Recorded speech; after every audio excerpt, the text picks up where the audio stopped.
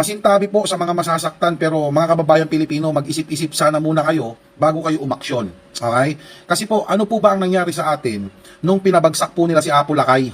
Wala po. Lalo po tayong nalugmok sa Kumunoy. Tapos ngayon merong isang Marcos na pilit po tayong iniaahon mula sa ating pagkalugmok sa Kumunoy. Tapos gusto ninyong palitan? Gusto ninyong pabagsakin na naman?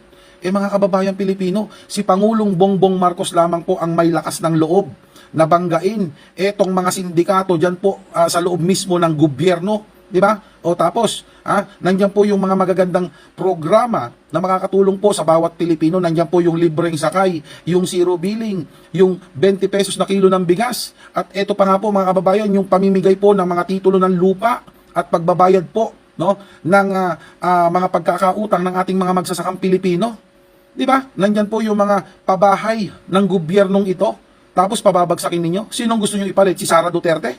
Diyos ko naman mga mag-isip-isip ho kayo. Si Sara Duterte lantaran ho. Na ito po ay Manchurian candidate ng China. Maka-China po yung mga Duterte na yan. Si Pangulong Bongbong Marcos, mga kababayan, pilit po niyang pinoproteksyonan ang ating karapatan dyan sa may West Philippine Sea. Anong gusto ninyo? Kapag si Sara Duterte ang naupo bilang presidente, maging tuta na lang tayo ng China, maging probinsya na tayo ng China. Tandaan niyo po ito. Kung si Rodrigo Roa Duterte ay marami po ang pinategi, baka pag si Sara Duterte naging presidente, doble or triple pa ho ang matiteging mga Pilipino. Okay? Kaya mga kababayan, mag-isip-isip ho muna kayo. Okay?